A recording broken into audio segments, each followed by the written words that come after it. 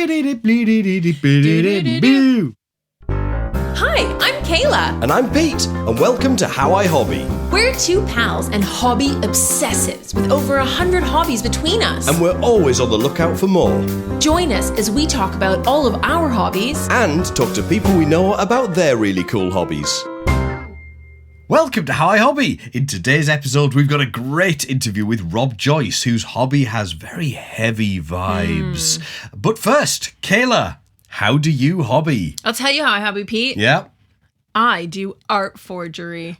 Whoa! Mysterious and possibly criminal. Illegal. Tell us about art forgery. Right. So in COVID, many of us took on many new hobbies. Yes. And there is an artist that I really, really like. She does some cool, like, pop arty, folky stuff. Yeah. You and Jess actually have one of her originals in your house. Her name is Margot and Margate. It's not an original, I'll tell you that. It's a print. Which is also great, but it's a real print. And what I was doing in COVID was mostly out of intellectual curiosity, was trying to create my own versions of Margot and Margate. Cool. So I found some ones that I really liked on Instagram, and then I was trying to replicate them. Yeah. Not to sell, fear not, Margot. Don't worry. Very much like, how could I create, trying to teach myself how to paint, but also modeling it off of something that I really like. So I tried a few. They got progressively better. Yeah.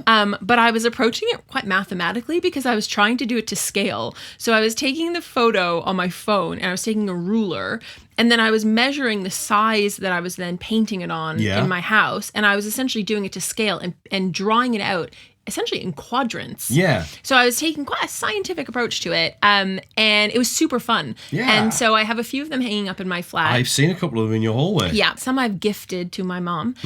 Some I've repurposed and cut up and made into like greeting cards because they're like not very good. Yeah. But the colors on them are really cool. Excellent. Still can't really master the whole color side of it. But the flair and sort of the style of them was really fun. And so the running joke with my friends and family was that I was making Fargo in Fargates because they were all forgeries of Margot and Margate. But again, for our listeners, not illegal activity. Nope. I was not selling them. I was not distributing them for profit. Nope. It was my own intellectual exercise of how to get better at art by modeling it off of an artist that I really, really appreciate. Excellent. And you also do, I mean, you very arty and creative anyway. You do your art. So Thank you, Pete. How did you approach this differently? What did you get out of it that was different to just making your own painting as opposed to copying? Oh, that is a great question. So I took a drawing course many years ago at the Art Gallery of Ontario. And one of the things that I found really frustrating was that when I was tasked with kind of creating something for my own brain, I never liked the way it looked. And so I figured that how could I teach myself different types of painting or drawing techniques by modeling off something that I already liked, which I thought, and in fact it did, give me a higher likelihood that I would like the outcome. Yes, that makes sense. And I think because I wasn't approaching it from a different creative angle, rather than creating something from scratch, therefore this is my own IP and this is a tree that no one else has ever painted in this way. Instead, I was like, how can I get better at painting? Not painting my own unique thing, but how can I just get better at painting in general and occupy some of my evenings because I was bored, lonely, sad because it was COVID, as many of us were.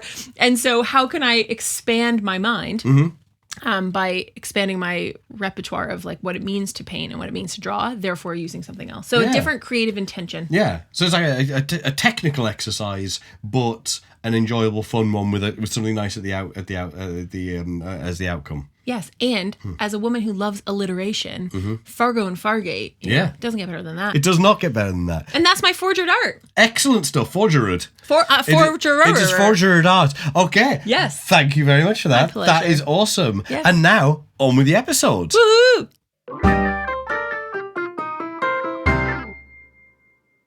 Rob Joyce is a professional handyman in Surrey. He was also a trained osteopath and for several years was an osteo at McLaren Formula One.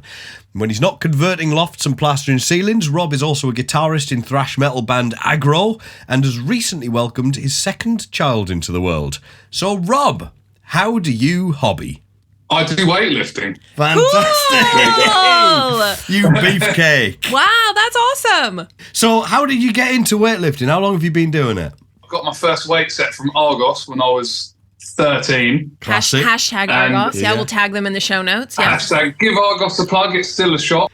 So I would have been 13 then, and I'm 39 now. So a long time. 26 years. A long time. That's over a quarter of a century. Anything over a decade, I always think is long enough to say I've done it for a while and I think I like it. Wow. And so you bought them at Argos, and then what happened? It just became something that was super fun and he kept doing it and got deeper into it?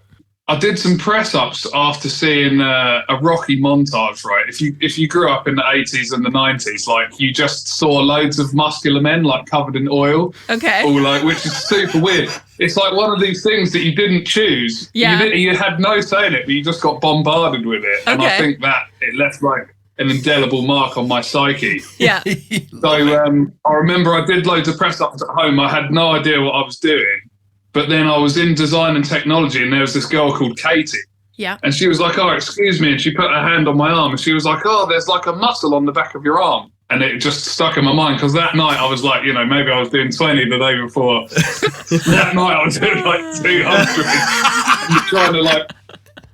trying to feel this little muscle, and then... So it was a girl. The short line is, it was a girl. That's how you got deeper into weightlifting. It was a girl. Yeah, which is ironic because later you just talk to loads of men about how good your muscles look. Yeah. And they talk to you about how good their muscles look. So I think that was the last time it got me any attention from a woman about that. What does weightlifting as a hobby mean to you? Like, how would you define it? For me, it's just everything, really. It's like my microcosm of how I view the world, because it was the first thing that I really applied myself to. I was a pretty lame student. I did get involved in music around the same time I started playing the guitar, which is like my other love. But aside from that, I've never applied myself to something with consistent effort. Yeah. I know Pete's in the performing arts, right? So I feel like that's one of these arenas where you can be really talented and work super hard and you don't get anywhere. Whereas with strength training, it's like, or bodybuilding, if you turn up every week and lift, you do see some tangible results. They get smaller like the longer that you've been involved in it. But I just always I love that sort of work to reward ratio and how like incremental it is. Just little improvements that add up over time. So what do your family and friends think about your hobby? My brother's really into it as well. I took my brother with me on the journey, and he, we were lifting in my room. Like we had these cut off shirts that we made, like Stallone would wear. So we'd cut the sleeves off of our t-shirts, even though our arms were like pieces of string, and we would kind of just lift weights and flex in the mirror for hours, and it was good time. So he's as into it as I am. My dad was always quite physical, to be honest. He's 72. He still trains now. He can still knock out push-ups, pull-ups. Good for him. Wow. He does long walks up to 10 sort of 12 miles. So, and my mum she was really into gardening and was just quite physical. So bodybuilding's very closely sort of interknit with steroids and like performance enhancing drug use, which I didn't know at the time. Like obviously I'm picking up these magazines, seeing this guy and his arm is like the circumference of like a steering wheel. Yeah. And I'm thinking after a couple of months, you'll look like that too. That's where I'm going to get to, and I'm cracking 10 eggs into a cup in the kitchen and drinking it, and I'm getting all these weird powders and I'm mixing them up in drinks and I'm drinking them, and I've got like diarrhea every week. And, you think that there's a lot of sort of misleading marketing and stuff like that in the fitness world and in bodybuilding, unfortunately. Yeah. So people thought it was niche and they thought it was strange. And I get a lot of annoying questions off of like friends and family members, to be honest. They ask for advice. Soon as I start talking, eyes glaze over, roll into the back of the head, and then they say, "But what about Weight Watchers?" Or like, "What about bananas?" Or just some really weird, obscure thing that they've read somewhere about weight loss. So, and I had that as a personal trainer as well. It's like, so you were a weightlifter as a hobby. You then morphed into a personal trainer as a profession. You're the first person that's been on the podcast where the hobby turned into revenue generating and then now back into a hobby. So talk us through like that transition, both one way and then to the other? Yeah, I guess I just figured out because I was working as a chef, but I got really, really overweight for my age. I took up smoking as well because the guys that would smoke would get breaks. So initially I would just go out with them to go out and be social. And then eventually I was like, oh, let me smoke. And then I was like, oh, let's just stop. And then when I tried to stop, it's like, oh, it's really hard to stop. Yeah. Yeah. So it became apparent to me how important environment is on your behaviours. Like even then I thought I'm really unhealthy here. And I tried a couple of different things. Like I bought roller skates and I was roller skating to and from work for like a few months to try and just get a little bit healthier. I've known you for quite some time now and I never knew that you got into roller skating for a while. So you wanted to have a career that could help kind of shape your whole sort of ethos into something a bit more health oriented, right? So you made the transition from chef into personal training, partly personally and partly professionally. Yeah, absolutely. It summed it up really well. I just thought if I'm in this environment and around really healthy people, then I'll just mimic what they're doing, which is exactly what happened. Like I lost a bunch of weight and got a lot stronger, a lot fitter, got really orange because we got free sunbeds. So I was like, I was caning the sunbeds and at 20 years old, I felt like I was living a dream because I had these little like tiny muscles that were coming on. I was brown. I was like, there was a young crowd, there's young people everywhere. So it was just an amazing environment to work in at first. So then what was the trigger to kind of phase out the revenue generating side of it and have it morph back into a hobby? Right. So what I realized eventually is you can't teach people to love something that you love. And unless it took me like 20 years of banging my head against the wall to realize that, but I'd have all this passion and I just felt like I was like screaming into a void for like want of a better way of explaining it. They'd be like, oh, thanks, Rob. I really enjoyed our time together, but my friend lost loads of weight by drinking cooking oil, so I'm just going to go and do that. And it would be like, ah. So I thought maybe I need more authority, right? So I went back to uni part-time. I got this osteopathy degree, and I thought maybe now people will listen to me. Still didn't really listen to me that much more than they were before. And the thing, like I was building up doing DIY on the side because, again, the weight training has just taught me it's so incremental and it's so like you can figure it out on your own. It sort of taught me that in other avenues I could do that as well. So I just started doing a bit of decorating and a bit of woodworking on the side. And it's funny, actually, something that Pete's wife, because at one point I was training Pete and Jess as well. She said, well, your strength isn't what you're good at. She said, your strength is what gives you energy. Personal training was making me really tired. It was just draining all my will to live. And like I would go to the park with my kid, who was 3-4 years old at the time, and I'd be falling asleep on the park bench because I'd tried to push out so much enthusiasm into people that just weren't taking it on board. Yeah. Whereas 8 hours doing carpentry or painting is no problem at all. So yeah, I have to thank Jess for that, because it was that statement. I was like, well, this gives me energy. Maybe I can make a living doing it. Also, lockdown took a lot of my customers away. Yeah, so sure. It's one of those where I sort of sold it to my family as like a life decision. Like, oh, I need this big life change, but doing my accounts, it's also, I saw my accounts doing this. Yeah. And I was like, well, I need to jump ship really and do something else that's going to bring this money in. So it was like a few factors going into it. But what I will say now is like my love for weightlifting is just back. Like I feel like I'm 12 years old again with that first weight set. Awesome. Wow. So now the weightlifting doesn't have the pressure of needing to please a client or to get results from a client, and then you're also like anticipating the disappointment when they haven't taken any notice of what you've said in the intervening week. So now you no longer have that pressure. You're just lifting for yourself. You're just doing it for you. Yeah. I have one more question on your time as a personal trainer. Did you still find space to carve out time to weightlift as a hobby? Or did you find the minute you flipped the switch from it being a hobby to a career, you no longer had time for it to be a hobby anymore? Oh, well, no. So when I first started, I was training like an absolute maniac because I was just like a kid in the sweet shop. So I was like cycling to work, training in the morning, swimming at lunchtime, training in the afternoon, cycling home. Probably like a bit fanatical, like looking back again.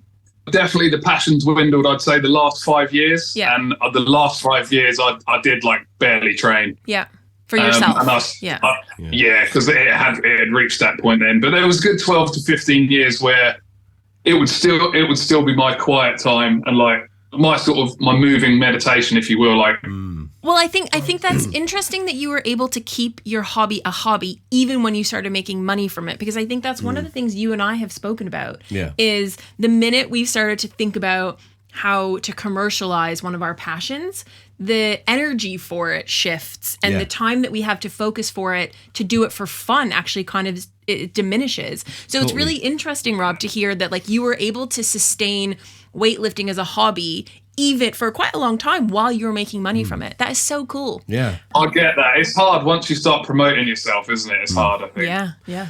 So, Rob, if people wanted to get into weightlifting themselves, how would you suggest they go about that? Oh, what would I, to an absolute rank beginner? You see, that's a hard question because you develop so many biases over the years that you've got to travel back in time and go, no, well, I wouldn't do that because I don't know what I know now. I'd say just go where your passion is with it. Like me and my brother, for example, we just love doing chest and arms. Now, there's much more balanced routines that you could do, but, you know, it got us into that habit. So I'd say go where your passion is.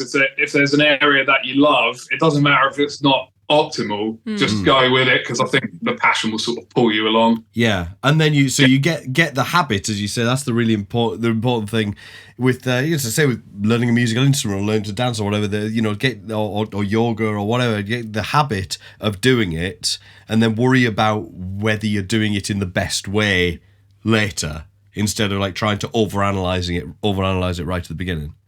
I'm really curious to know if money were no object. I mean, you've mentioned woodworking. You've mentioned some very cool hobbies, Rob.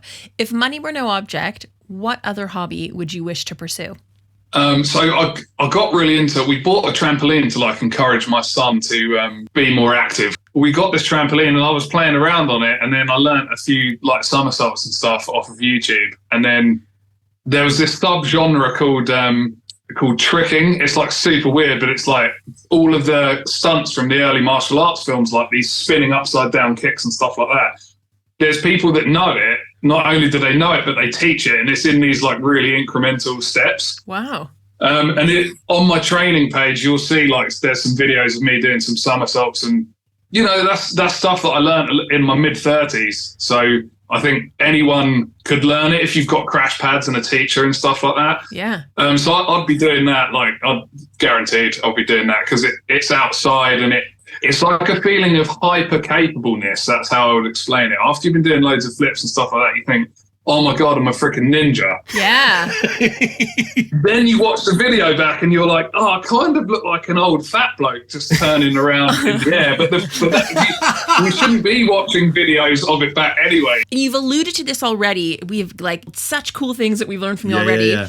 The question is, what has your hobby taught you about yourself and about life? For me, it's just like, so everything's a bell curve, right? So, and we probably are all of us three are in the middle of the bell curve in everything. Yeah. You know, in some things, some of us will be very short, some of us will be very tall, but in most things, we're in the middle of the bell curve. I feel like weight training is just one of these vehicles that you can move yourself towards the upper end of the bell curve. Yeah, there's still going to be people who are above you, like there's a genetically elite, and you see them. These weights, like this thing that you can do, or if you can do a couple of pull-ups or you can do 20 press-ups, you're moving into the top 1% of strength, performance, and health, like in the entire world. Yeah. It doesn't seem much, but that's how much you're moving your average. And I feel like you could probably, although I haven't taken this across into other avenues necessarily, I feel like you could take that lesson into anything, be it finances or your relationships. Although I think if I said to my wife, like I was categorizing everything into sets and reps and numbers, and it's like, oh, I'm going to buy you flowers 30 times per month, and that will increase your love for me by 12%. Like, it's not good to drill down into those kind of details, but I think it gives you a system and a framework that you can transplant onto other things. Bit by bit and incremental, yeah. That's cool. Excellent. All right, Rob, you've got 30 seconds to convince us. Why should people try your hobby? It's going to, basically, if it was a drug, you would buy it. If you listed out all of the benefits of lifting weights: increased bone density, improved hormonal profile, improved insulin sensitivity, reduced risk of type 2 diabetes, reduced risk of fractures, increased life expectancy, better sex drive, all of this stuff. If someone said, I've got this bag of powder that does this and it's 10 quid for the bag, you'd be like, sign me up. Or you'd be ordering it online from the dark web or whatever. Yeah.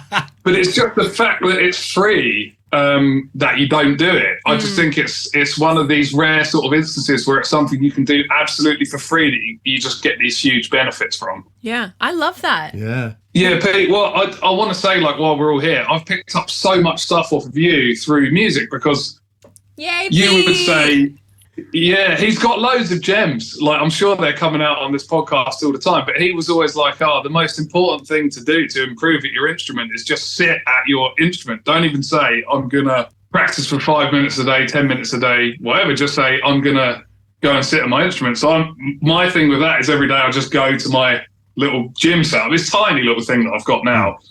But I'd go there every day and just do something. And sometimes it turns into like a really long, drawn-out workout. But sometimes it's like 30 seconds, and then I'm like, I can't do it today. But at least you sort of kept that chain going. I love that, Pete. Look at you imparting wisdom on the world. Big up I your do my chest, best. Pete. Big up your chest. I do my love best. it. Well, I need to do a few more sets on the bench first before I can big up my chest. Rob, this was so cool. I have learned a lot about weightlifting. Some of the things that I've taken away from this is you can't teach people to love something you love. And as like sort of sad as that is to think about, there's also something a bit cathartic about it because you love something because you love something, right? And I think that is going to sit with me for quite a while. As someone, and maybe you can relate too, like I love a lot of things and I get so excited about telling people things, but whether or not someone else wants to try this hobby because I'm super jazzed about it, it's not within my realm of control. I think that's really cool. And I also love the piece about like the power of incrementality. Like you do things in increments and the payoff that you have, it's cumulative. And it's the fact that you're like going back to do it over and over again, which goes to your idea of this bell curve is you keep plugging along and you'll move further across that bell curve. I think is a really nice lesson, not only for hobbies, but just kind of self-reflection and life in general. Yeah. So Rob, thank you so much for coming on the podcast. We really, really love chatting to you. Thanks for having me on, guys. It's absolutely loved it. Pleasure. Rob, where can people find you? Your training page on Instagram, where is that? So it's Chaos Calisthenics. And we will put that in the show notes. We'll put that, we'll put it on the show notes. We'll put that in the show notes. Amazing. Rob, thanks so much. Toodles. See you, dude.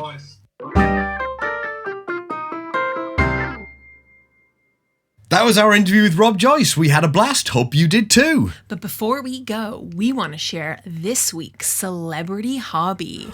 Drum roll. Did you know Taylor Swift makes snow globes? Cool. That's wicked. Yeah. Oh my God, I love it. And that's a wrap. I've been Pete. And I've been Kayla. Written reviews wherever you get your podcasts. It makes us much easier to find. And follow us on Instagram at howihobby. Did you know we also have a newsletter? I did. Subscribe for new episodes and behind the scenes chat. See you next time. Toodles. How I Hobby was written and produced by Kayla Lean and Pete Falconer, with music and editing by Pete Falconer, artwork by Laura Walsh, and animation by Kayla Lean. If you'd like to be featured on the show, email us at howihobby@gmail.com, follow us on Instagram at howihobby, or sign up to our mailing list at howihobby.com.